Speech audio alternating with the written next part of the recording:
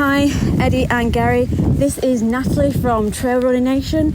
We are on the Hardmoor 60 relay, just gone past the Allen Works, making our way to Ravenscar checkpoint.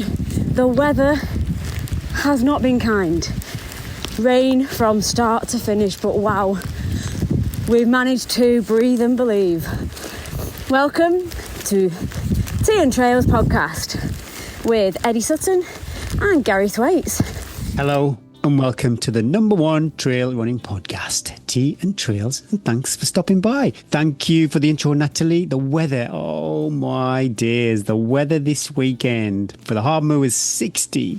It looked absolutely shocking. So kudos for towing the line, and kudos, double kudos. You can't do that in Strava, can you? I think you should have a super maximum kudos. Like the golden buzzer, and you can only put one out maybe a week. A maximum kudos. I love it. Just only once a week. You can't go sprinkling it all over the place. But yeah, kudos for finding the time and energy to record an intro. Please keep those intros coming. Email them to hello@teaandtrails.com. Kudos, high five, big hugs. I met a couple of fans at the weekend and we started chatting. You know, I was giving them the nice bants, asking them about the race, and then they said they weren't patrons. Do you know what I did? One knee to the chest, smack around the face. Did you do that? I don't know if this is just local to where I live, but we used to give people dead legs. We used to knee them in the leg. Yeah, that was pretty. I just went for the leg, just straightening, get in there. Dead leg. I just got the bank details up and was like, this is fine, but if you want to carry on this conversation, we're going to need some sort of transaction.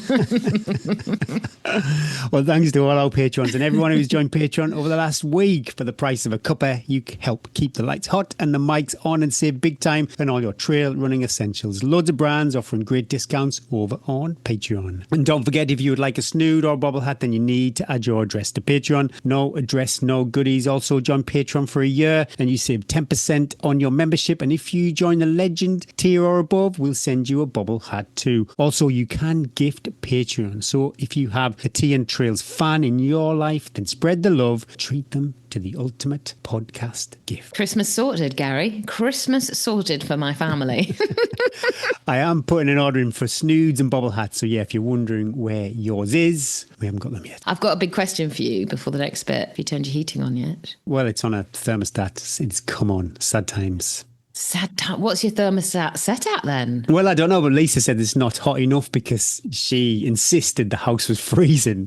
And I thought, I'm like, George and I walking around with shorts and t-shirt. Lisa's like bolting with her pajamas on and some kind of shawl. But that's what happens. You know, I really would resist putting the heating on. I've got this winter poncho. It's basically like a carpet with a cutout in the top. It's sounds incredible. Lovely. Well, it's all right good. until somebody, all my dinner's left down there from last year, I think. It's all right until somebody rings the doorbell and I have to kind of be public facing. Then I'm scrambling to take it off. Strip it off. What's underneath? Nothing. Just straight to the door. My shaved, race-ready chest. Oh my God. Smooth. Hold.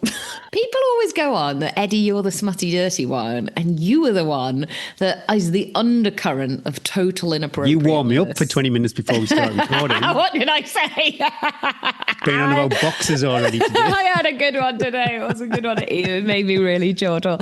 Right, let's get going. Thanks to X-Miles, Precision Fuel Hydration, Harrier Trail Running, Phoenix Light UK, and Protein Rebel for sponsoring this week's show. X-Miles is a family-owned, independent endurance sports retailer providing nutritional goods, apparel, and accessories to help us athletes perform and recover at their best. They offer a wide range of high-quality products from leading brands, and their team of nutrition experts can help you in anything: cycling, running, or just being outside. Whether you're a seasoned athlete or just getting started, X-Miles is the perfect place to find everything you need to succeed. You can get 10% store credit over at www.xmiles.co.uk. Check out the show notes if that's where you're looking for the link. Come on then, what? You've been in their calculator. Do they sell Freddos? I have got some Freddos. Yeah, I've been doing my 13 Valleys fuel prep for the week. So if you'd like to know, I'm shaking things up, basically. Oh my God, this is huge news. It's Why a did we lot open with this? This is going to be the clickbait of the title. So I'm going for some Morton gels. I've tried them in training. I've never raced with those. That's why you've not passed on any monetary value this month to Eddie. You've been using Morton gels. We're not those They kind are of people, mega Gary. bucks. You get 40 grams of carbs. So yeah, they are like expensive individually, but when you add up the carbs, then it's probably not too bad. Wouldn't be a 13 Valleys unless I used some Freddos in there Freddos sometimes. were, And Baby if Bells. anybody hasn't gone back, is it last year you did the 13 Valleys? That's when Freddos entered our life. To be honest, they're in my shopping trolley every week. It's a They're staple such a good of my snack. nutrition. It's a staple of the Sutton's sporting success. Is like, feel a bit down, you've got a Freddo. Keep a Freddo near. Turn that frown upside down. With a Freddo. But that Morton gel, so this is just kind of basic maths. There's lots of other stuff going on too. But if I just had a gel, which I haven't got enough for the full race, but one gel and 2 Freddos every hour, that's it. I've got my 60 grams of carb. But also on top of that, I'm going to be going with some Tailwind drink mix. I've got that left over from the Lakeland 100. Some Active Root drink, which is left over from the Lakeland 100 too. I've got some Active Root chews, good old fashioned Rice crispy bars, and the classic just to finish it off. This is very Turkish sweet. delight. There's nothing to cut through this sweetness. Well, they've got stuff on the checkpoints too, haven't they? Okay, okay. Oh, yeah. There's We lots. need some Oh, cheese my and goodness pickle. me. Let's get The some cheese options on and the pickle in checkpoints are incredible. They also do have loads of stuff on the checkpoints too, but I've not doubled down and checked the ingredients to see if they are maltodextrin free. So that is on the Alban app. It has this race familiarization or something like that, where basically you're packing your kit, you're checking your nutrition. So that is one of the jobs this week. Sounds like a Christmas song. I'm packing my kid. I'm checking my nutrition. Santa's coming to But the plan is I'm going to try and go maltodextrin free for this race, or cut it out as much as possible. I'm pretty sure it'll creep in somewhere. I need to test it out. I might be fine. Awesome. That's brilliant. I might be sick. That's probably is inevitable. All good content. All good content. Or you just asked if we could get a show out of your race, and I said, well, it depends. It all depends on how bad your performance is, really. The more trauma, my trauma will be content. Or it might prolong the sickness. I just can't keep doing the same thing over and over again and wondering why. Yes, I like it. You've come in with a different plan. I am nervous that there's a lot of sugar in this plan. So, and so just be aware of that. Cut through that. See, are you going to maybe wearing your heart rate monitor? Because that'll be quite interesting as well. Yeah, we can pull that bit across as well, because if you got that on as well, and if you do start feeling sick, we can at least correlate the heart rate data to, were you at 170? If I'm at 170, then I've gone spectacularly wrong, burning too many matches. Yeah, well, the plan is heart rate wise to not exceed 130 unless I'm on a climb. Do you know my 130 is is walking? Get out of town. Get out of town. Well, hopefully I'll share not all the gory details next week. Yeah, all the gory details from A to Z. That's what people love. Well, I'm just remembering back to my very first 100 miler, Hardmore's 110, my first Lakeland 100, many 100Ks and a Bob Graham round, where I'm not saying it was like maltodextrin free, but there was definitely more Rice Krispie cakes, pizzas, sandwiches Your going Bob Graham on. round, you were so sick, all you ate was Kendall mint cake for 20 hours. Well, I wasn't sick though. I felt ill. But you felt I horrible. felt bloated, but I wasn't. This is constant. I have these constant conversations when people glorify. But it was this. That was amazing. I'm like, no. Look back. Let's look back. It wasn't as all. It was. It's always tricky. Fueling in a race is always tricky, and I think not making it a big deal as well, to be like, you're going to try something new. Let's just try. Anyway, let's not talk too much about. And also, what might work for me won't work for somebody else. Yugoku Projects, thank you for producing our Tea and Trails cap. I'm wearing mine more and more, for the front for the good times, backwards for the head torch now. Don't forget, patrons, you can receive 20% off if you fancy one of these. And if you're looking for all our discount codes, head over to Patreon or teaandtrails.com or check out the show notes. So much has happened in the last week, Gary. I feel like a different person. Sadly, I don't feel like a different person. Everybody keeps asking me, do you feel better, Eddie? Do you feel better, Eddie? Well, you've been public facing, so you will have had that question a lot. So I've been taking my iron for 3 weeks now. If you're just jumping in, just joining the show, to all our hundreds of new listeners. Do you know if this is a thing or not? Sorry for a complete potential overshare. Completely interrupting my flow. It's relevant to your iron. Question. Once you've got because I've taken iron supplements and it immediately made me constipated and turned my poo black. I'm not talking about my bars on the podcast. I'm not sharing. There is levels of share that Eddie will go, and I'm not going there. But will that only happen when you've got too much iron? No. It turns your poo black and constipated. No, because there's a sort of level of absorption of the iron receptors can take. So Okay. I could take like loads and loads of iron, but there's only so much that you can absorb anyway. But I am not sure I'm absorbing anything. If I did absorb anything, it's all gone because I had a full-on week, I said to Brenna. And then I came back on Sunday and we spent the whole afternoon in the garden because we're enjoying some beautiful autumn weather here. And our garden had been neglected for a year probably. So I spent the afternoon in the garden with I told the kids I'd pay them £5 an hour. They lasted about, I would say, 3 to 4 minutes before they wandered off and started doing different things. I wonder if you're on the local WhatsApp group for judgy gardeners. Suttons, they don't keep their lawn in maintenance. Oh, no, yeah, definitely. Standards dropped. Anyway, yeah, I had a full-on week. I am managing to do training is a big word. It's quite a hard mental state because I'm not in any physical shape to get fitter.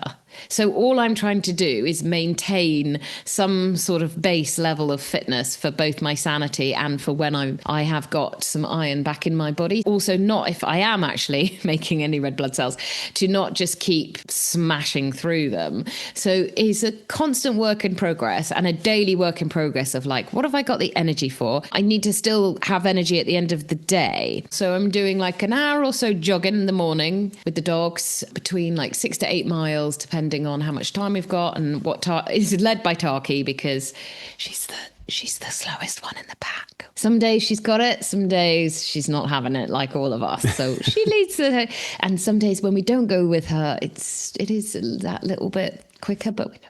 Shh. Every time that you smash your feet on the ground, you're smashing your red blood cells, basically. So I decided 2 runs a day is not good. It's often the way I've talked about it a lot. It's often the way I get my miles in because sometimes I just have like 40 minutes in the morning, 40 minutes in the afternoon, rather than like an hour and a half all at once. But I was having a think and I was thinking about also the hormone response and everything. Every time I exercise, I was like, so maybe I'll swap the second session. And I also find by the afternoon, I'm really, really tired. And the thought of going out for another run actually makes me want to weep, Gary, sometimes. But I always feel better for doing something.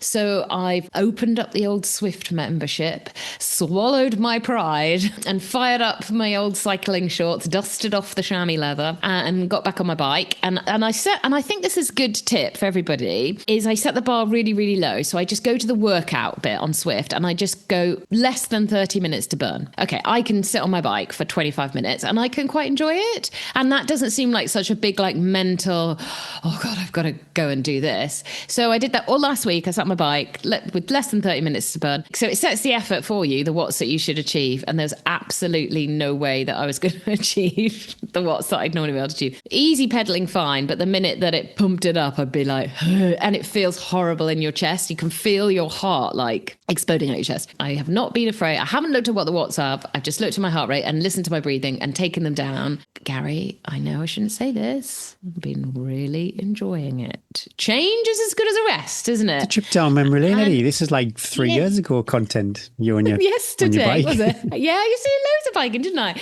Yeah. And yesterday I did a 40-minute session. Things are hot. I was laughing to myself in the garage going, things are hotting up in here, guys. I can laugh about it now. Inside I cry that my minute effort is the same watts that I used to push for 5 hours in my Ironman days. However, I'm looking at this. I'm reframing this as a positive thing because when you pedal on, especially when you pedal on turbo, and I have erg mode on, so there's a constant tension in my chain when I'm pedaling. It's never free pedaling as you would get out on the road. It's definitely a different mechanical force I'm putting through my legs. It's definitely much harder. I can feel different muscles working. And I just think it's really good for muscular endurance as well. I keep thinking of that where I'm going to overtake you heading up towards the Lion Inn on that 7-mile stretch, which is slightly uphill, never ending. And I'm like, this is perfect training for this, of when your legs are like, they want to stop for a bit, but you've got to keep pushing. That's what I've been doing. I get off the bike and if I still got a bit of time, time. So if the session's been 25 minutes, then I put my weighted vest on and I go on the treadmill, stick it up to, mine only goes up to 12%, stick on Taylor Swift in action, and go up to an hour. So I've done an hour, pretty low intensity, but kind of like muscularly strength work as well. Is it not really boring, an hour on the treadmill hiking? No, so what I do is I do the bike for like however long. So say it's like a 35-minute bike. Okay. Do get a bit of a sweat on that. Then I put my weighted vest on, and then however long I've got left, I go on the treadmill to make up for an hour. It ends up being an hour. And then if I've got time, I do my weights. Oh God, so I'm trying to find a rainbow in a dark, murky bucket of nothing. I'm trying to find the balance of maintaining some sort of fitness so that it's not, I get to December and got to dig myself back up and spend 3 months trying to work back up, trying to look at ways that I can still get stronger, but without stressing my sort of like cardiovascular system as well. So it's an experiment of one. But most of all, I always think when you're doing this, am I enjoying it? And that's the biggest thing to me. Like you said, isn't that really boring? Well, that's why I'm like doing like half bike, half treadmill. Yeah. So I'm trying to find things that aren't like mentally, it's already mentally hard enough at the moment for me to keep myself moving. I'm like, I can't then be like, I hate doing this. So I'm trying to like mix it up. So I thought I'd share that a little bit, because I thought if people are in the same boat of coming back from injury or having to do a lot of cross training, try and find ways in which you can find a little bit of joy in it and do something completely different. So instead of me going out like running for half an hour and being really sad that I'm so slow and it's so hard, but I can go on the bike and I'm quite enjoying, and I can make a little bit of progress because I'm so unfit on the bike that it's very easy 3 or 4 sessions to feel better. For the sort of race that you and I are both doing when you've done your 7 Valleys, this is actually really the sort of things you want to do. Do you ever find the balance? This seems to be a constant conversation. Isn't that every day? Do you not look at your diary? Like every day I look and go, how am I going to get the balance between I've got training to do, I've got work to do, I've got lady chores I'm never happy with it. Where something gets dropped every day, and something has to get dropped every day. You can't juggle those 15 and you're sort of like, which one am I going to drop for that half an hour? And then I'm going to pick it up. And I have my priority list, as everyone has, don't they? Like who always comes first? Clearly the dogs, they're first, then the kids. Yeah. Then Eddie. I'm trying to prioritize an hour a day where normally I would put calls in and work in like just whenever. Then I'm trying to keep an hour clear in the middle of the day to have a bit of a rest, but just sit, breathe, do something quiet in order to like send a bit of a response to the body as well, to go, you can calm, Eddie. I also, as you said, I had a big public engagement, like the Prince of Wales and Princess of Wales have these big, I had one of those big, no one helped me with my styling though. Gary could have done all my hair. I forgot my hairbrush. You don't need that kind of stuff. Just put a hat on. I forgot my hairbrush. And also I had no electricity in my room when I woke up to get ready. And I had bought a little bit of makeup. When I say makeup, I bought some mascara and some tinted moisturizer to take the edge off my deathly pallor. Of course, being a trail runner, I never go anywhere without my trowel, without my trusty Phoenix head torch, because I thought I'd be able to fit in a run in the morning before. So I bought all my run stuff. I'd made a route, Gary. Oh, so optimistic, Eddie. I was so optimistic. I made a 6-mile loop, and then Libby said, call times at 6 a.m. And I was like, that means getting up at 4 and it's a long day. I would have done it, but it's also really dark and cold. Why did you have no electricity in your room? I don't understand. I had no electricity in my room. So I had to wear my head torch while I was trying to like put a bit of, I thought, oh my God, they're going to turn the lights on in that little makeshift studio. Like, Well, they didn't have makeup. The rear event didn't have like a stylist team. Can you believe it? Oh, Shane took my it all. goodness, Shane had them all. And I kept saying, is it possible to... And he was like, no, this is... Eddie, you don't need this. Yeah, so I was going up to Helperoo events. They were running the Ben Nevis Skyline Scotland race, which is a big... You could win a golden ticket to the final of the Golden Trail Series if you came top 3, top 2, and then top under 23. I know all the deets now. But alongside that, there were also 6 other races. There were 7 in total running. God, you think running one race is hard? Try doing 7 all at once. It was mission impossible. And I was up there with Laurie to do the commentary. There was a live feed being done, comparing at the finish line as well. All of which I have zero experience on any talent for. The bit I enjoyed the most, Gary, was I did a couple of the live feeds with Laurie. We had earpieces in, and as you know, I love an earpiece. I've always wanted to have an earpiece. And they had a little, like, they'd built a studio in this tent, and then they had a whole media team, like in the lorry with all these flaps. Wow, okay. It was a lot. And then they planned out each one. So they'd done loads of drone footage. They had Shane talking about each race. It was all mapped out. And then they had different interviews, and it was all mapped out. Like, so 2 minutes of that, 30 seconds of that, 30 seconds of that. And then it'd be like 3 minutes of Laurie and Eddie Phil chat. And I'd be like, so what are we going to chat about? Do you ever have that dream when you're standing on the side of a stage and someone says, it's time, you've got to go on? And you're like, but I've never ever had that dream. Oh my God, I have that dream multiple times. You've got to go on. I'm like, but what's the play? What's the play? What are the lines? I just had to breathe and believe, Gary, because I don't know what are we talking about. You're safe hands, Eddie. I would not stress if I was you. I had this earpiece and I absolutely loved it. So I'm going to give you a test, okay? So I want you to read, okay? I want you to read our opening bit that we read to X Miles as a family owned, that bit that I always read. Scroll back up to it, okay? And then I'm going to give you of what the producer is saying in your ear, and you've got to carry on reading it, okay? Off we go. X Miles, the family-owned independent Gary, endurance talking. sports retailer that provides nutritional goods, 2 minutes apparel left and to go. accessories to help athletes perform and Cutting to recover the at their map, best. showing the X map. Miles offer a wide range of high-quality products that would 30 drive seconds me left. insane. So the first time she started talking, I stopped and I was like, what's she saying? Yeah. Laurie, of course, is a total pro and is like, and so I said to Laurie, do we look at the camera or do I look at you? And she said, well, let me work on my Welsh accent. She'll love this. So if you're working, no, it's too early.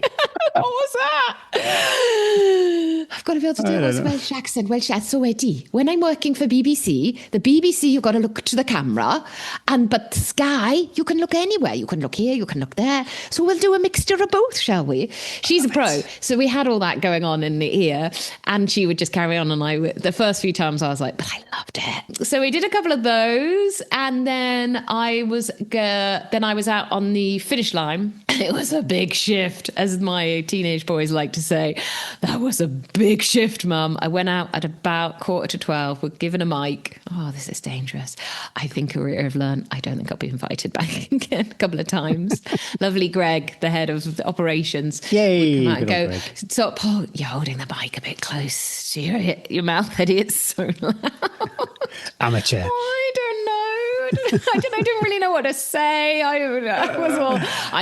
Look, Gary, we all love a trier. I tried my best. I tried to make sure that everybody that came down that finish line got a little shout out, got a little comment. Well, I've interviewed all the women and the men. It's very tricky. There's 7 races all finishing at once. So you've got, and I was trying to grab first, second, third woman and man for each race to have a quick chat with them. A couple of them were French, Gary. So I just started. It was an talking to them in international French. field. Nobody, not one like, wow, Eddie, your French is terrible, but you're one of the guy that won the Jacobite 100, the 100K was French. So I went and started talking to him in French. And then he said, oh, do you want to do the English in French or English? I was like, you are so funny that you think I want to. Love it. I've done my racing chat. That's as far as we can go. The Jacobite 100K, Gary, I think that could have our name on it. It looks really, you'd have to come up north. But it looked a good race. I saw you had an iPad. Did you have a list of questions? Oh my God, the iPad. It wasn't an iPad, Gary. It was some sort of small Russian missile that brought, I had no notes, nothing, Gary. It was all freestyle. And but what I had on the iPad was there was a timing mat 20 meters up above. So as the people came over the timing mat, I see. Slight delay, I'd a little bit of pee in my pants, and then I'd see who the person was and what race they were doing. At one point, I can't remember who it was because I would throw you under the bus if it was, but I had a chat with someone who was really sweaty at the finish line, and I had the Russian missile quite close underneath his face, and he dripped like sweat. Oh. I was like, oh God, I didn't know what to do with it. I was like standing there, I thought, oh my God, Chris from Open Tracking is going to kill me. I'm going to have smashed the Russian. So what did you do? I just wiped it down my trousers. I thought, what do they do with all those trackers? You can see an event where there's thousands of trackers out. I'm just thinking of the germs, Eddie. I'm just really thinking, I didn't think about the germs until now. No. Think about the cameraman guy. The cameraman pulls an even longer shift than I did. And he stood at that finish line and he took pictures and he has people hurtling to and he's got one shot. I got many shots. It doesn't matter if I mess up, if I say that I can laugh it off or they can mute the mic because they did quite a few times. He just sat there and it was, Kudos. the finish line was like this steep, final mountain bike track with loads of rocks. We had so many people nearly stack it, and the photographer was loving it because he was like, anyway, so yeah, I talked, and but by about like 5:30, I think Libby came over and was like, Eddie, I think we're gonna shut you down now. My voice was so sore, and I just got that like anemic. I was like, I am absolutely dead. Somebody, medic, the medic tent. Hi, I'm not feeling good. Oh, which race do you do? I didn't do the race. I just really tired. Can I lie in one of those beds? And then we did the prize giving, and then it was about 9 o'clock. It's a long day. Yeah, graft. You do the events. It is graft. Oh, I felt like I had a hangover the next day. Fun times. Fun times. But it was super fun. It was super fun to see everybody. Lots of listeners. Lots of people that I don't know. Look, this like fat. So I did make an absolute. The girl that won the Scottish Skyline, super fast. Ellie Twentyman, she's called. When I interviewed her at the finish, I was like, I said something about a short race because it was 28K or something. And she took me down. She was like, Brilliant. That's not a short race. That's a really long race for me. And I was like, oh, because I'm so in the mindset of like... Got to read the room, Eddie. Read the room. Read the room. I did not read the room and I felt so stupid. Anyway, it's great. So Robin, she was up there. She came second in the Steel Marathon. Yeah, I saw that, yeah. And so that was awesome. We hung out. She bought me a cup of tea. Only the bestest friends bring you a cup of tea when you're grafting. I read or saw something and like the days where you turn your headlights on full... which made me laugh a little bit. So. When you have those full headlight days where you are like, as you said, like public facing, the stress and the adrenal system, and you're like, oh my God, it's full on all day. The next day you pay for it in a big way, but you have to have like a really quiet, you almost need to give yourself that like really quiet come down the next day of like, but of course we hadn't had any internet and I'd had no lights in my room for 24 hours. So I had to come back and do my proper job. I got a function and I got to get I had to get the kids up, and I honestly felt like I'd been hit by a bus for 24 hours. So training wise, yeah, over the weekend was a bit of a wipeout, but that was always going to happen. It's funny because it's everything, isn't it? It's enjoyable, it's exhausting too at the same time. So yeah, it's quite intoxicating, maybe the wrong word, but it is fun being there doing that kind of thing. But wow, it wipes you out. I did enjoy just seeing it, and I will be thinking about that when we do the Northern Traverse, that I actually know everybody now that's part of Rear Events, and knowing all the different, like all the different people do. They work so hard to put on races of that caliber, and I hope it gets a place in the trail running, an annual event. I hope it comes back again. And those races, they had like a trail marathon and a half trail marathon, which weren't technical. They were on like fire tracks and like really good opening races for like just having experience. Or if someone wanted to do, if you were family and someone wanted to do like the Skyline one, which is very technical, the other person perhaps didn't want to do that. Maybe they could have just jumped in and done the half marathon. It's like a running festival. In some ways, there were lots of people, lots of vendors there, lots of pizza place, coffee. Made friends with the guy with the coffee truck, obviously. What about you? Got a week to go? Did you do a bit of taper? Plug it into the album? No, the album app, although it's not officially a taper last week, but it did only give me one long run, so it definitely slightly adjusts as you get closer to race day. But Monday, I always start off Monday as a flyer. I get down the gym, I'm on the stepper, but I max out at an hour on that stepper. What it says on the app, I think it should be about an hour and 20 minutes or something of easy cross training. The thought of doing another 20 minutes on the stepper. But you're not doing what the training says, so you're slacking. I do run to the gym and back, so the volume is actually technically the volume of cardiovascular is higher than the app, so it's a bit of a mishmash. I don't think anyone should ever do more than an hour on the stepper. Little Vikings update if anybody's interested. Ragnar's sons are off to England. Oh, Ragnar's sons, how old are they? They're all men these days. Oh my God, he's got a family. I didn't realise this. It was awkward viewing though, because although it is just like a little iPhone, there's a little bit, I didn't realise it was an 18 certificate, so there's a bit of flesh on show on certain Were you looking round going... I'm trying to like get really close to the phone so I nobody bet can you see. were. And they were like, have you seen this guy? He's the one that used to be on the treadmill, and now he's on the stepper. He's really sweating. He's like heavy breathing over his iPhone, watching soft I don't want to, porn. because I was going to try and look at somebody else's screen to see if I could see what they were watching, but then you'd be one of those gym creeps who gets caught on camera looking You're at already somebody down else. as a gym creep. Yeah, they've already got your name down.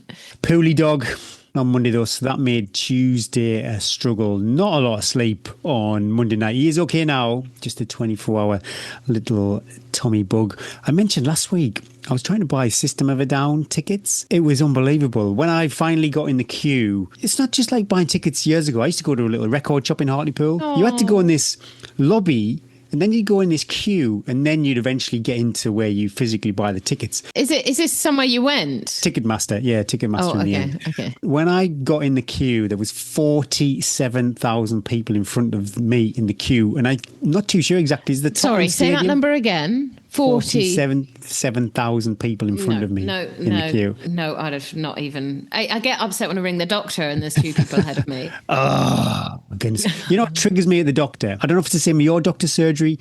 When I go through the 20 options of what button I need to press, the last one is to make an appointment. It absolutely... I think there's a reason that they want you. They do that. And then it is like your 50th in the queue. Anyway, I eventually got into the lobby or the area where you buy your tickets, and it was So like what a are you frenzy. doing while this is? What are you doing while you're? Well, luckily I work on a You're computer working- all day. yeah, so I okay, can just so have you're the just so the sitting- queues, okay. yeah, the queue's ticking down. And then as I click on a seat, A, it's like scary money. Then B, that seat disappears. So it's just like this, like piranhas trying to buy all of these seats. And eventually I just couldn't do it. Lisa reminds me of, she never went to see the Beastie Boys. She missed out on an opportunity to go to see the Beastie Boys, and it constantly bugs her. Yeah, really, that was her missed band. I had these two tickets for £375 each in the basket. I couldn't do it. I just closed. I closed the browser. Yeah. I closed the browser and walked away. But then all I did, I just tortured myself all night. I put System of a Down on repeat, and I was just playing it over and over again and depressing myself. But as I'm depressed and drinking my sleepy tea, due to popular demand, a new date was announced. Luckily, yeah, I snatched two tickets. It was the same. I think I joined a queue of 11,000 people, so it was slightly better than the day before. Who are all these people that like this music? Well, this is funny. So you've never heard of this band, System of a Down.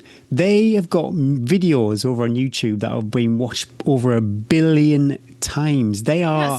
That's almost more than ours.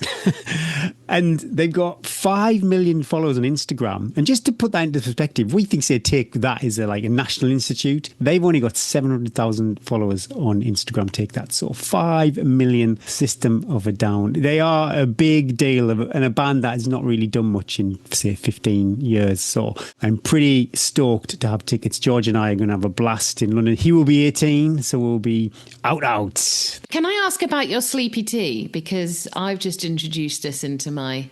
Yep. I've had to cut my tea back. Which sleepy tea do you use? Oh, goodness me. Whatever comes in the shop. Okay. Could be Lidl, Better Buys, whatever it is, Tesco. It's not a fancy one. I don't know what ours is either, but I looked at what was in it. I was like, geez.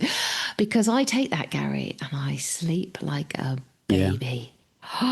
It is scary. I took it with me up to Ben Nevis because I was like, I'm not sure I can sleep without this now. Yeah. It's got. If we go away and I haven't got any sleepy tea, I'll get a bit anxious. I can't have it in a big cup because then that's triggering me. So I've like a little shot of sleepy tea before bed. And I've learned if I make it super, if I leave it in there as well, you get all the potency. Have that.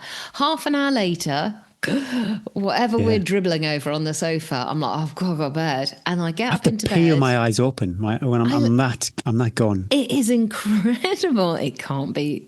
I failed a drug You were the test. one that I poo-pooed you when you were like, and I was like, ah. And the first time I take it, it does take a taste a bit like cow's piss. Not that I've ever drunk that, but it's sort of like the same colour and texture.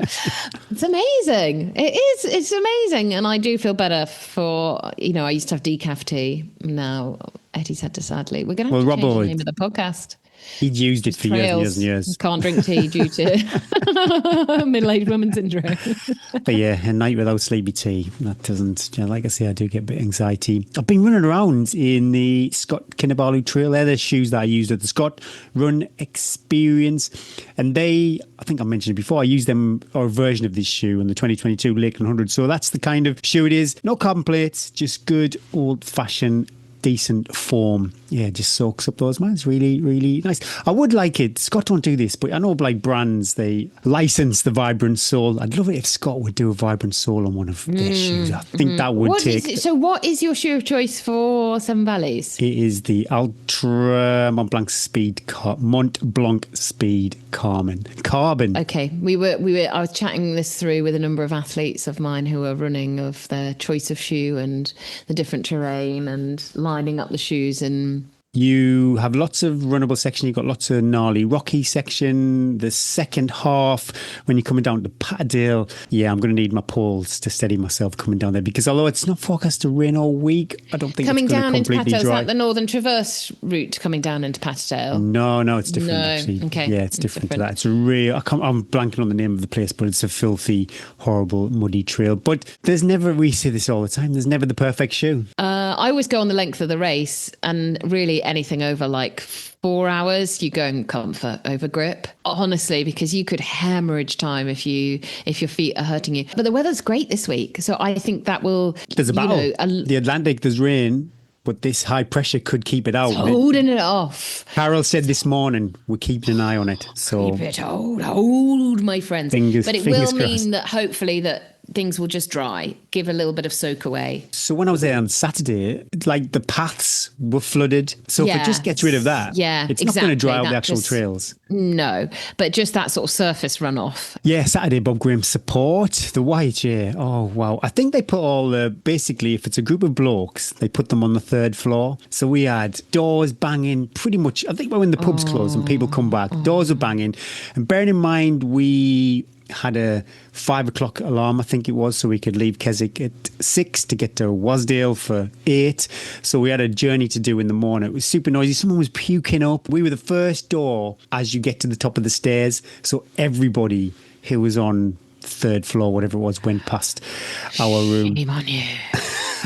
Absolutely shocking sleep. But we had a target. So Gary, spoiler, he had a successful Bob Graham. He had a target for leg 4, 4:51, and we achieved a time of 4:51 and 53 seconds. That is incredible. Amazing. That is incredible. But it was filthy rain. We got away with it, I think, until Great Gable. That was when I'd say the heavens opened up for us and the wind really kicked in. Up until then, I think it was pretty pleasant. But Gary had ran through the whole night in the filthiest of filthiest weather. What a ledge. I've not really chatted with him about this, but why he picked to start when he started, I'm not too sure. There's always going to be more dark this time of year when you do a bob. But when I did mine, I did leg 1 and a good chunk of leg 2 in the darkness because there was no nav issues for me. That's the way the logic. And then the sun came up around Helvellyn and we had all of leg 3 in the daylight because that was the big scary leg. But Gary chose to go, heavy flex, my goodness me, but he chose to go through leg 3 in the dark. So you're going to have Lord's Rake, really high. Scarfield Pike, the highest I'd in England. be happier in that in the dark than in the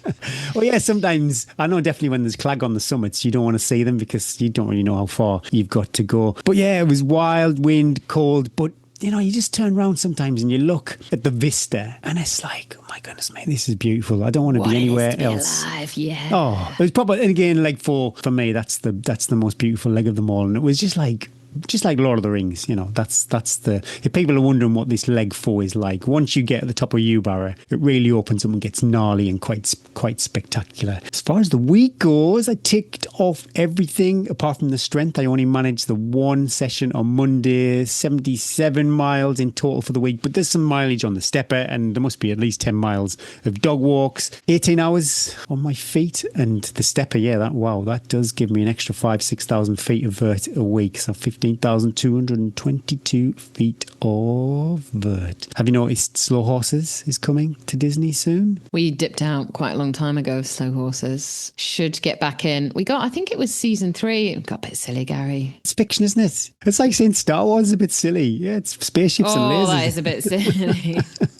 I like the series, 8 to 10 episodes done. Close the storybook. It's like reading a book. Close the book and we'll end the story there. Characters that were never meant to be, but they need to make another series. So then you're like, that character would never have done that. And then they're like, I'm like, nah. I gloss over that. Sometimes, yes, sometimes it is frustrating because especially people who maybe their character is they have a certain set of skills and then they just do something kind of crazy. You think, well, they just wouldn't do that. Oh, they were a really nice person and suddenly they turn out and they're not nice. You're like, no, I'm going to end it in season 3. I'm in a dilemma because I'm really looking forward to that. And George and I really loving Alien Earth. And they're both on Disney. And I feel in some kind of solidarity for Jimmy Kimmel that I want to cancel Disney. But then your principles hurt you. What do you think I should do?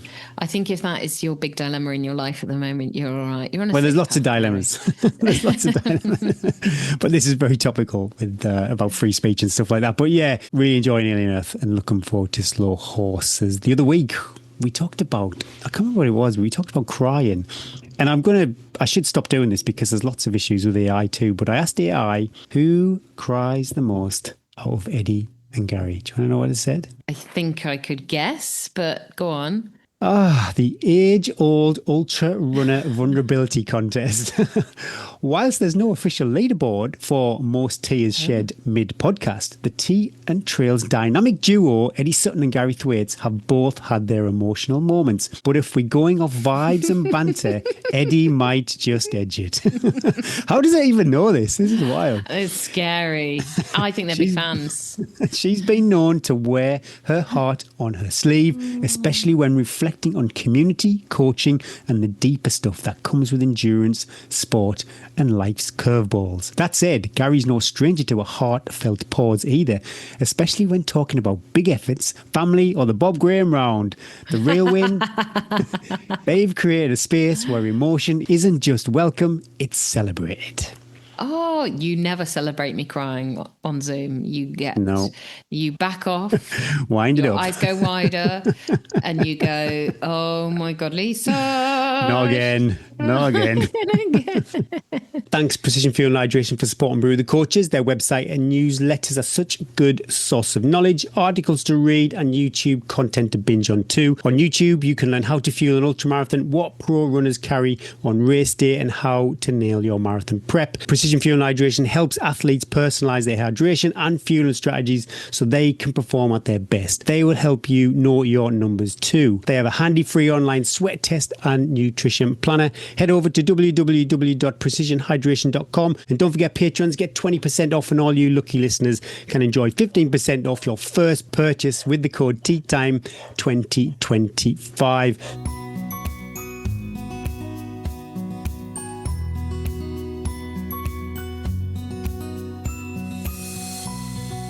Today we're going to look at the HP12R-T headlamp from Fenix Light. This head torch is ideal for a multitude of tasks, including running, fishing, mountaineering, wild camping, and industrial maintenance. So if that sounds like you. Do you do a lot of industrial maintenance, Gary? I'm always maintaining. I wore mine in my hotel room putting my makeup on, so I think we can add to that list as well.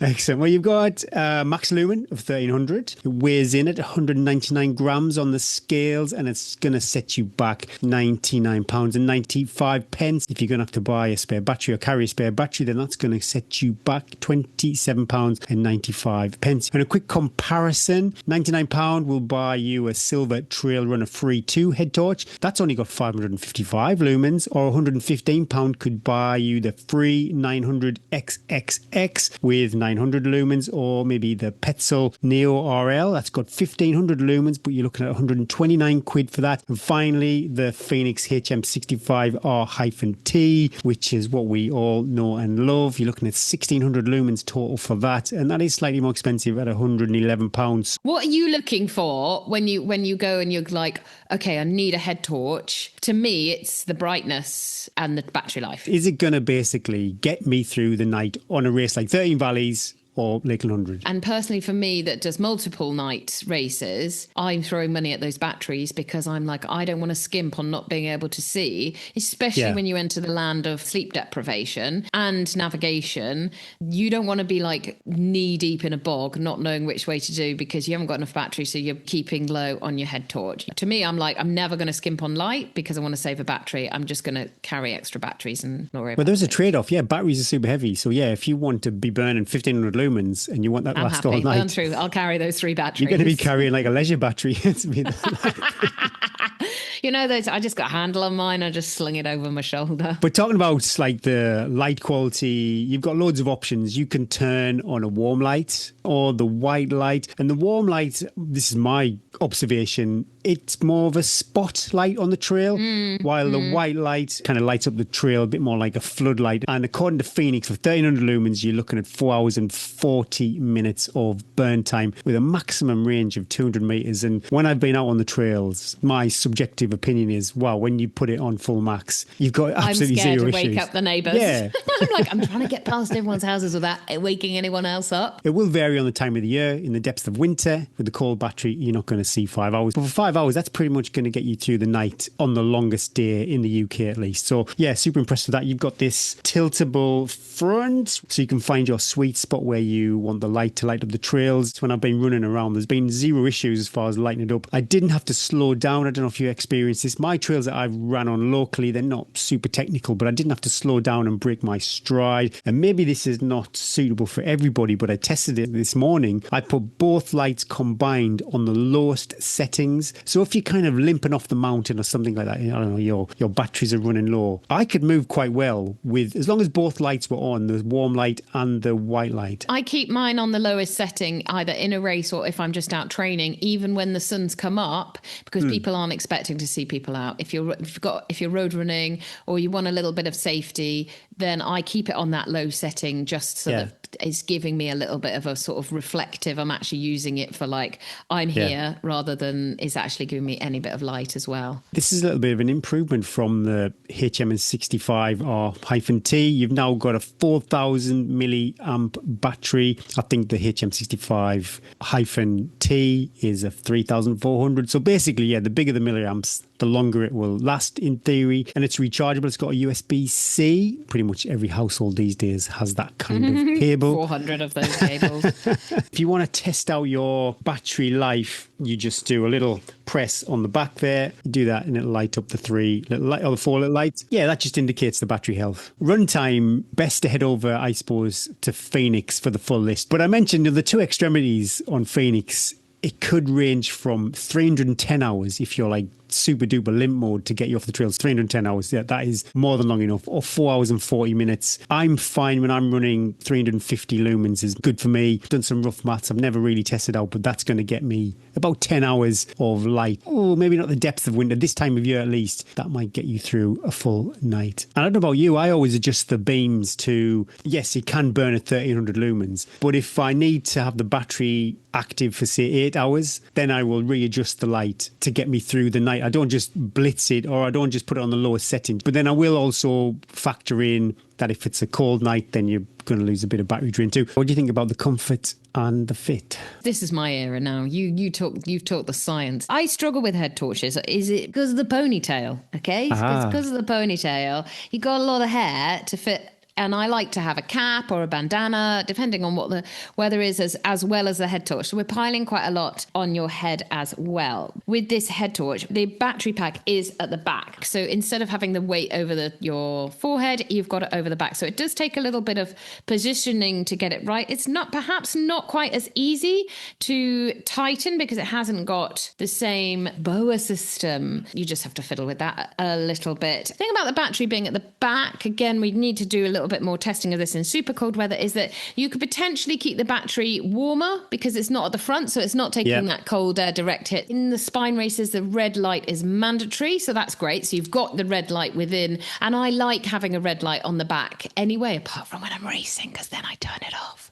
Not if it's mandatory, but if it's not mandatory, I don't want it on because I don't want anybody following my red light, especially if it's self-navigation. You find your own way, Sonny Jim. If there is the red light and then you want to have a hood or hat up as well, can you actually see that red light through the hood? I need to get child up at 5 a.m. to see if you can see. Otherwise, you're going to need to add another red light to your pack as well. But yeah, it's super comfortable. It is a little bit heavier. This is like got this aluminium body, so I think that probably is maybe adding to a bit of the extra weight. Maybe some of the other brands are a plastic casing or some kind of resin casing, so maybe with a bit more durability on the body. You've obviously, and then this bigger battery, you've got a few grams going on there. I thought it was pretty comfortable. Yeah, like yourself, I was disappointed not to see the BOA system. I like that. It just meant you could adjust it, like if you suddenly you wanted to take your hat off and you had a hat on underneath, or anything, you could just really quickly do it. When you were saying about putting a hood over the top of it, I would probably put this over the hood so you would still be able to see the red light on the back. The stretchy band is quite comfortable. It's perforated, so it's not going to overheat too much. I do prefer the way that the weight distributes over the head more. I've not worn it for like 10 hours plus, but on the runs that I've done, it's not giving me any kind of fatigue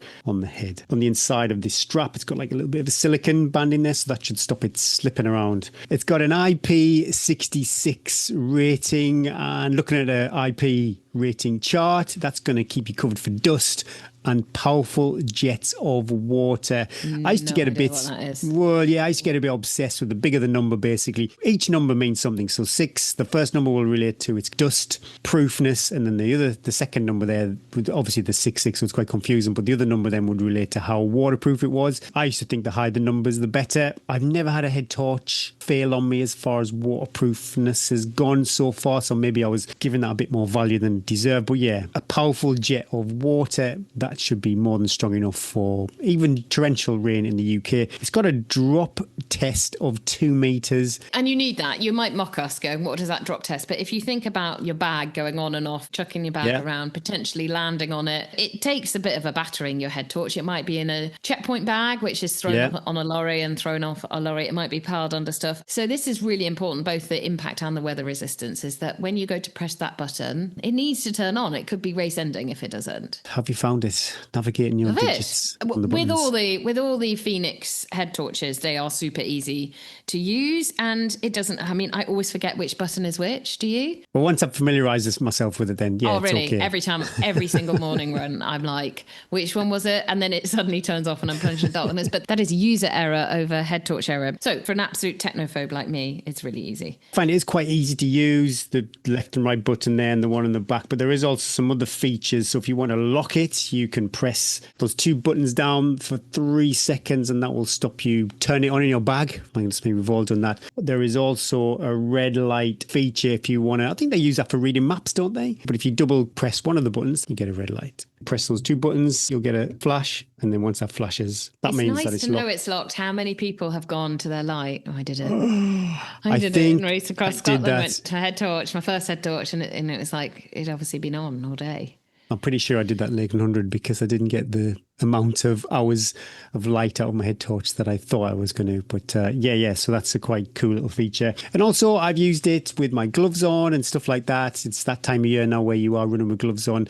And I've navigated myself around all of the buttons. No dramas. Strengths and drawbacks or pros and cons. I think, it's super easy to use. A great battery life and loads of light. Cons for me, I wish it had that BOA adjustment system. I did notice that extra weight too. If I compared it to my HM65R-T version 2, other than that, I can't really fault it, to be honest. A little bit lighter and a BOA system, and it would be that sweet spot. I absolutely, totally agree. I was sort of weighing up, is it worth the red light on the back to have the battery on the back where it doesn't just sit quite as comfortably as when you've got the battery on the front, but then you have got that really great red light But if someone said, comfort Eddie, you've got to choose one that you're going to put on, it would go back to our old friend. It's interesting that with the red light, because some racers do insist on it as far as the kit list, but that is always the minimum kit. And I suppose for being mountain safe, then that red light, even if the kit needs it or not, is probably something that you should maybe lean towards. Would you recommend it? Absolutely recommend it for entry-level head torch, or for, going out on a huge adventure as well. If we go right back to the beginning of what we talked about of battery life and durability, it's ticking all those boxes. And I think if you can get used to where that weight is and you're comfortable with that as well, then it's gonna provide everything that you need. I think we're labouring on weight. It's not heavy. It's just a bit heavier. I know. It's just, I think we've been blessed with the Fenix torch, the one before, and so it's just a bit of a change. But if you've not, you can't fault the light. I think it's another great head torch. If I was on the start line for a race that you were guaranteed to go through the night and you needed that red rear light, then pretty sure this would be coming with me. So are you going to keep it, Gary? Are you going to sell it off on eBay? I am going to keep it. I've got a few head torches, but this then completes the set. I've got the 65R. I'm blanking on the name of the other one, the one that I use pretty much every day. And then this one, it covers all bases. If I do need that light on the back, I've got these kind of clip-on lights that clip onto bags, and sometimes I'm not kind of sure if they're going to be there at the end of the race. They've never survived, my clip-on lights have never survived. I think it's a really good 1300 lumen, maybe even better than, say, like a 1600 one, where it is just the one type of beam when they both work simultaneously, which that is a step up compared to the HM65R-T version 2, this HP12R-T. You can work them both together, so that is a big addition. So for those reasons, the red light and using those lights simultaneously, definitely I'm going to keep it. Yourself? Yeah, definitely. As you said, we have an armory of head torches as runners. We're ready for the dark nights, and I have to do quite a lot of running like really early in the morning, and I will feel safer knowing that I'm lit from the front and the back as well. Yeah. And like you said, I like the fact that it provides a light source for anything that's in front of you, both ahead and at your feet as well. Mama's got to come back with all her teeth, let's face it. So guys, what is your go-to head torch? And lots of people are asking about head torches and what would recommend, because it's just getting to that season, that twitchy season when you do need a head torch. What's your favourite head torch? Let us know. Garrett, what's the codes if you're looking to get a head torch? Patrons get 10% off. You need to head over to Patreon for that. You'll save big time, not just on Fenix products, loads of other products too. Fenix have been super generous and shared the discount code TNT5 with our community. So you will be able to save 5% off with that code. Just need to head over to www.fenixlight.co.uk.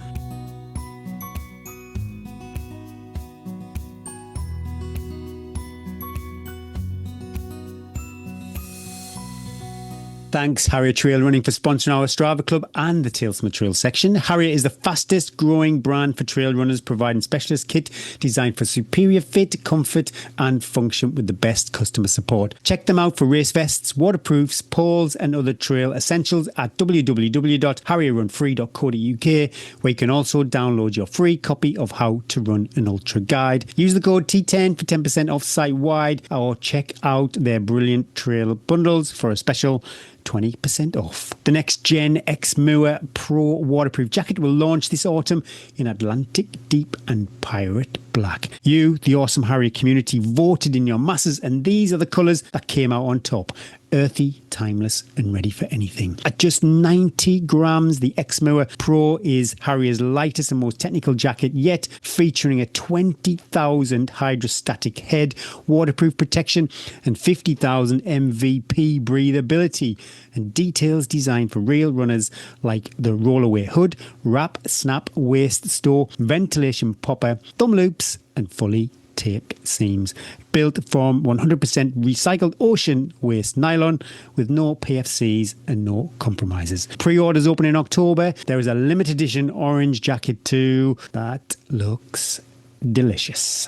First up in the Strava Club is Heather Loin Girder. 67.9 miles for the week with the longest run of 63.6 miles and 12,300 feet of vert. Heather is a request follow, but I'm pretty sure that must be the Hard Mowers 60. Next up is Dermot Meehan, 76 miles for the week with the longest run of 63.7. So yes, that seems to add up, and 12,326 feet of vert. Hard Mowers 60 for Dermot too. Dermot was second place in that race. Smashed it. Last up is Susan Keefe, 65.3 miles for the week with the longest run of 42.1 miles and 10,796 feet of vert. Another request to follow. That could possibly be the High Peak 40. I'm not too sure. I did check because I thought, wow, is that 42 miles? Is that like a DNF on the Hard Mowers 60?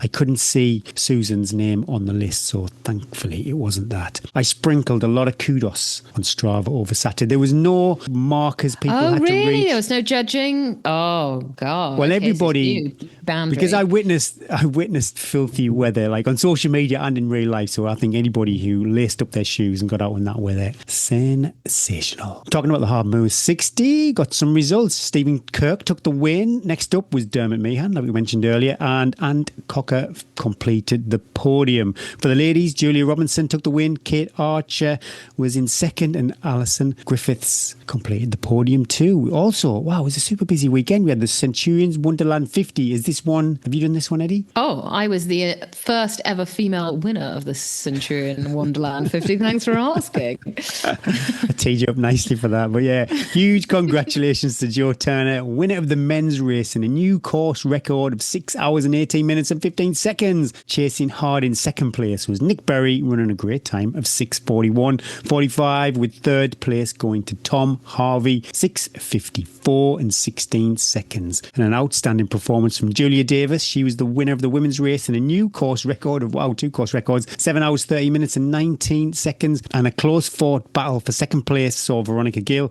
finishing 8 hours, 6 minutes, edge ahead of Alice Bourne, 8 hours, 8 minutes. Wow, that's 2 minutes between the two of them there. And smoking fast time, it's a 50 miler, 6 hours and That's then 8 fast. hours there. Rapid. We got a birthday shout out. Happy birthday to you. Happy birthday to friend of the podcast and Punk Panther Race Ambassador Petra Bisterveld. Hope you had a wonderful day, Petra. If you have a mate who has flexed or orbited the sun one more time, email hello@tntrails.com. You need to pop heavy flex or birthday shout out as the subject, or we might miss it. We might. We will. Tales from the trails. A little update on my Brew with the Coaches midnight start. It turns out that the midnight start on the Lakeland Trails 100k race was the least of my worries. Temperatures soared in the week leading up to the race, even in the Lake District, making the wind and rain of the TN Trails weekend a distant memory. Forecast for Ambleside on race day, 28 plus degrees. Race goal for my first 100k, finish. I took on board all of the advice of the brilliant coaches. Eddie and Gary in the run up to the races banked as much sleep I could, ate all the carbs I could lay my hands on, and threw in a nap where I could. In the light of the forecast, I invested in a TN Trails cap. Excellent. I'm not normally a hat person, but this was a game changer. And packed a lot of electrolyte and salt tabs into my race vests and drop bag. Midnight rolled around and we set off running under the full moon. The trail of head torches, a sight to behold over Garburn and Nambield passes. I reached Hallswater just in time for the worst dawn midges, but also the most beautiful sunrise. The torch came off and the cap went on. I pushed on through Bampton, Ashcombe and Howtown, and the temperatures rose with each kilometre. There was no respite from the heat and barely a sniff of a breeze anywhere, even up high. The cap was my saviour, dunking that and the buff around my wrist in pretty much every stream I passed. Over Bordale Horse and down towards Patterdale, where we merged with the 55k runners. They seem to be bounding past me on their fresh legs. I think this should be banned. I hate a shorter race being merged with a longer race when I'm the one doing the longer race. It's fine if I'm doing the shorter race. I love it then. How on earth could I run the remainder of the race on my now tiring legs, I wonder? Into the Glen Ridding checkpoint I came and the emotions were high. Oh, my love. I buried my face in my towel and tried to breathe and believe. I composed myself, I had a quick change of shoes and t-shirt and reapplied liberal amounts of lube. Onwards to Grisdale Tarn, knowing I had a familiar face waiting at the tarn on marshal duty in the wonderful Jenny. Her beaming smile and bell ringing sending me on my way. Highest point done, onto the descent and fell number 1, patched up the knee and continued down, through Grassmere and onto the toughest section by far, not necessarily in difficulty, but by this point the legs had nothing left and still still nearly 30k to go. Fall number 2 came soon onto this stretch, and I began to wonder if I could actually make it. Other runners on the 55k race went past me with words of support and encouragement. The wonderful marshals had nothing but positivity and belief in me. Slowly and tortuously, a little more than a slow walk, I pushed on through the Langdales, barely holding back the tears of despair until I reached the Bleetarn water station. Just one more checkpoint, they said. 4 miles to that, and then 4 to the end. Suddenly I realised that that was just the equivalent of 2 dog walks, and something switched. I knew I could do it. I picked up this pace despite the state and the feeling of my legs and arms, and the Ks steadily clicked by. Last checkpoint reached, flask filled with Coke. You're a winner there. And I was out of there. Cheered on by the race marshals and the pub goers through the last couple of villages, I set off over the last 2 climbs, and suddenly the finish line was in sight, and all I could hear was Jenny cheering me in. I'd actually made it. 21 hours, 30 minutes and 57 seconds. I came in 62nd out of 57 finishers in a field with a DNF rate of around 50%. Wow. It's the day after the race. My feet are swollen, my joints are sore, my muscles ache, but my heart is full of joy and pride at what I've achieved. Much love and thanks, Emily. P.S. Hopefully I'll see you next year when I'll be running the Lakes Traverse and you'll be on your epic Northern Traverse adventure. Emily, we might see you, we might not, depending on your speedy little legs along the Lakes Traverse. But if we do get to cross paths, we shall cross with a hug. Gary, hands on the ball. We love your tales from the trails. Keep them coming in. hello@teaandtrails.com and pop tales from the trails as your subject. It's been a while. We have a new review over on Apple Podcast. Late to the Tea Party from MadB53. I'm a little ashamed at how long it took me to find this podcast. You should be ashamed. Hang your head. Having seen episodes shared on social media by friends, I was vaguely aware it existed, but I'm sorry to say my lack of enthusiasm for tea on some subconscious level prevented me from pressing play. What a She's not going to fool I like the was. sleepy tea chat then, is she? After being irresistibly sucked into a conversation on the Facebook group about Lakeland events and realising that Gary had in fact been the race director of one of my favourite races ever, as well as a reformed road runner, which I am too, I finally decided to give it a go and was hooked after the first 10 minutes. Lovely, friendly chat, helpful hints, the normalising of bonkers events, and Eddie's attitude to parenting, running, life being so relatable and inspiring made me feel I'd found my podcast spirit animal. Thank you so much for keeping me company on my long runs, even if the banter does sometimes mean I have to stop and get my breath from laughing so much. Thanks, Matt B. So that must be the Hampsley Forest Marathon. So that's, wow, that's a long time ago.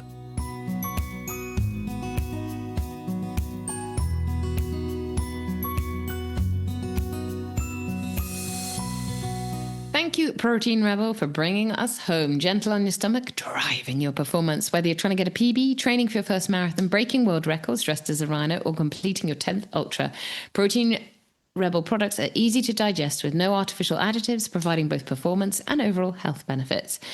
Use code T15 for 15% off your first order over at www.proteinrebel.com, or patrons can enjoy 15% off every order. Pop over to Patreon for your discount code. The Run Easy Marine Collagen. That is probably my most used supplement, and Lisa loves it too. But who is Marine Collagen for? Daily Marine Collagen designed for runners of all distances. Supports your knees, ankles, hips and tendons so you can train harder, recover faster and stay injury free. Proven by runners, trusted by marathoners and ultra distance athletes. Mixes easily, dissolves in coffee, shakes or water.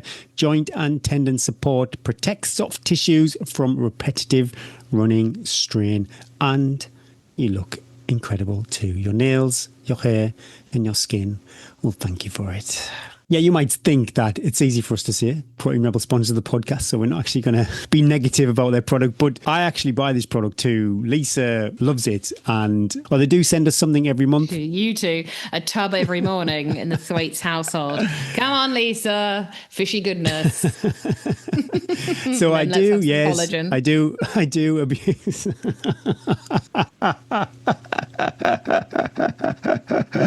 Oh my goodness.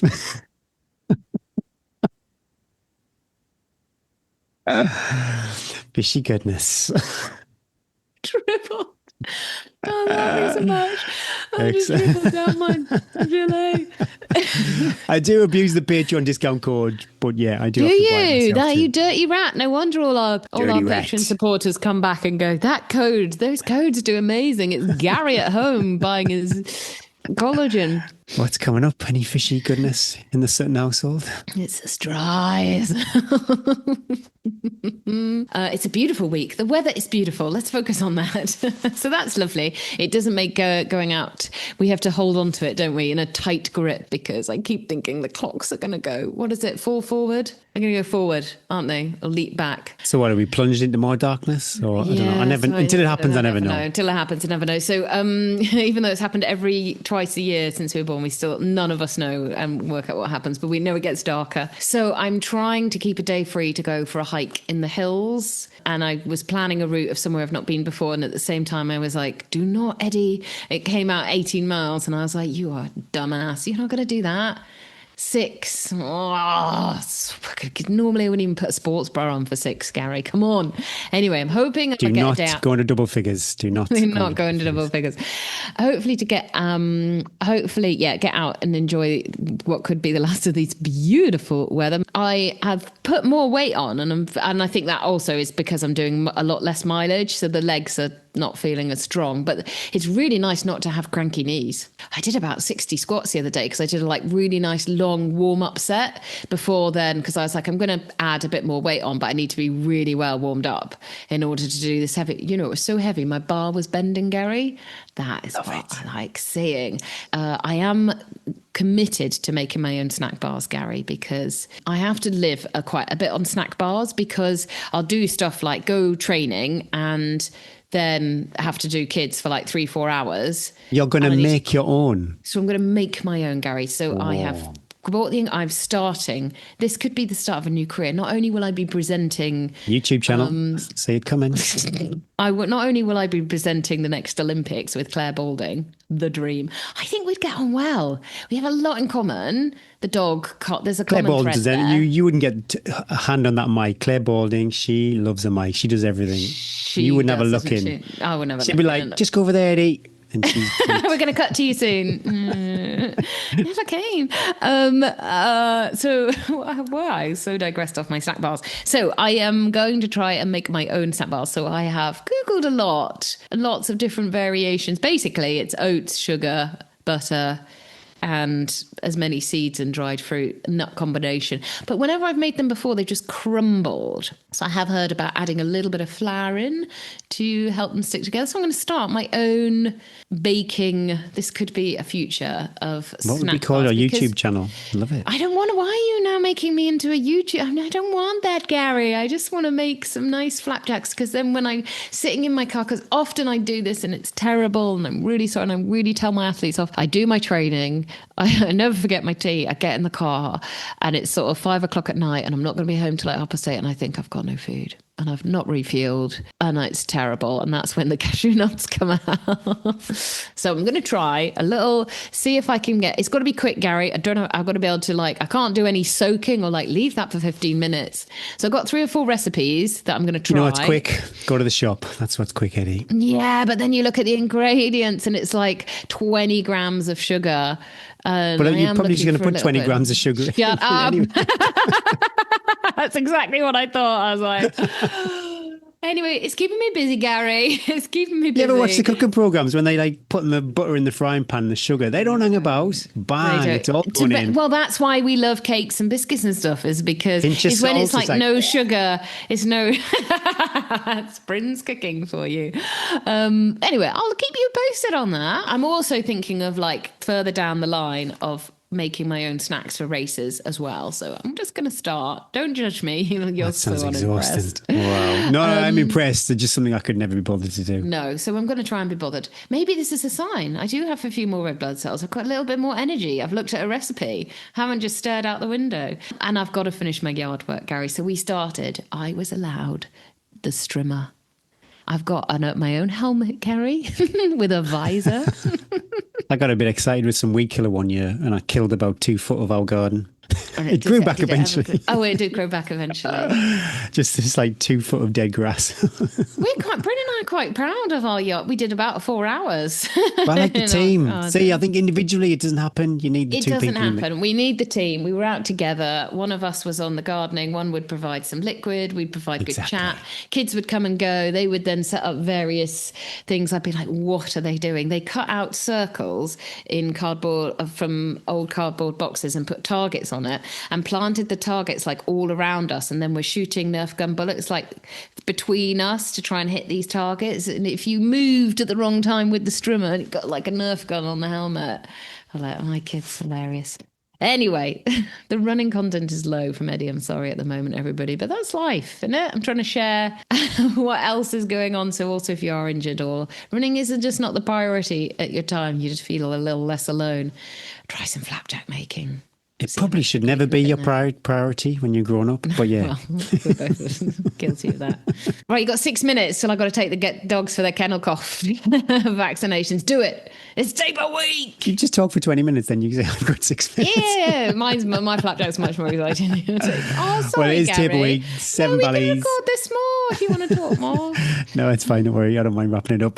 Going over on Friday, so volunteering. So if you see me at the race. What are you doing? Are you on the mic? Probably doing kit check, that kind of stuff. Are you going to be one of the kit check people that are like, quick glance? I don't want any dodgy tape seams coming under my nose. I don't want any controversy. I just want to say yes to it. I'm people please ready. I just want to say yes to everything. Forecast is looking good. There is a bit of a battle with this high pressure that's over our country at the moment. You did the hands move. Well, we got some rain in the Atlantic, so hopefully the high pressure wins out because it would just make such a big difference to everybody concerned. And it does feel like a race, a free race for me. I really like the vibe of the event, so I'm going to enjoy it. I'm going to go back next year if they'll have me. Probably do the 2 valleys, I think. I would like to do well, but I'm not chasing this command performance, so it's rare.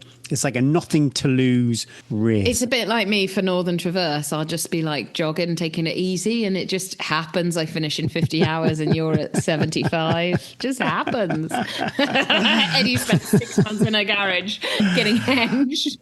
I'm keeping very quiet about Northern Traverse. I just can't wait to be there, have a blast and hopefully add another bit of slate to the collection. Can we have a finish time? Because a couple of my athletes as well pulled you up on you were hoping not to put a head torch on. I think that would be optimistic if I think that would be super optimistic, doesn't it? So that's going to be, I think it's 6 o'clock it starts. 6 so o'clock. So that would be an 8 o'clock finish. And is it dark at 8 o'clock these days? Yeah. But I think looking at the previous podiums, 14 hours will be a stretch for me. Let's see. It depends it totally depends how the fueling goes and what your legs bring to the party. You're fit, you're healthy. Give it a crack. I've been productive forever on the Garmin app, which is something I've never experienced. Let's see if that algorithm... My HRV is currently in the orange, though. Hopefully that will improve before the week's out. What else? My VO2 max is going up too, which I think is BS because... The VO2 max of 60 would predict a faster marathon time than I've ever achieved, so I can take that with a... Let's take it. We'll take it. Let's take it. But yeah, if there's a 14 on the start of the finish result, I'll be chuffed with that. It all depends on the sickness, really. At 30 seconds, a couple of minutes checkpoint could easily turn into a 30-minute checkpoint if I'm just trying to sort myself out. No hiding. It's going to happen. Well, no hiding. I hope you have a good time. Hope the weather gods are dry and your legs play ball. And if not, I'll give you a cuddle over Zoom and hear all about it. Thanks everybody for tuning in. We love you. We love you for listening. Share the pod. Share the love. A few people. It's like, what is this podcast? A few of the volunteers at Ben Nevis didn't know about the podcast. I sorted them out in the crew tent. Gary, don't you worry about it. I put it on loudspeaker. Got Greg sorted me out. Put it on over every meal people had. They had to listen to it. Is there a George Orwell book when they just play it endlessly? Pop over to Instagram, Facebook, YouTube, or subscribe, or even consider becoming one of our awesome patrons. Thanks to X Miles, Precision Fuel Hydration, Phoenix Light UK, Harrier Trail Running, and Protein Rebel for sponsoring this week's show. Remember those discount codes: T10 2025 for Shocks, T15 for Protein Rebel, T-Time 2025 for Precision Fuel Hydration, and T10 for Harrier Trail Running. Thanks to our partners and patrons too. We couldn't do this without you and your ongoing support. Good luck to everybody out on the trails, racing, training, recce's, solo miles, or miles with mates. It is another jam-packed weekend of running, you got the Yorkshire Reservoir Dogs. You got 32 or 50 delicious trail miles hosted by Punk Panther. And yes, you got the 1375 or 2 Valleys. Say hello if you see me. And good luck to everybody at Punk Panther and 13 Valleys. Hopefully both races go without a hitch. Let the trail rise to meet you and the wind always be on your back. Be kind to your future self. No, I don't know. Why is this coming? This is not, I don't think this is a nice way to end the podcast, this little phrase. It's staying in my section. Oh my God. Don't think just be kind to your future self. Don't think, just swallow. Breathe and believe. Roll with the joy and the miles will look after themselves. My name is Gary Thwaites. And I'm Eddie Sutton. And that was the Tea and Trails podcast. I wonder if I can don't think, just swallow.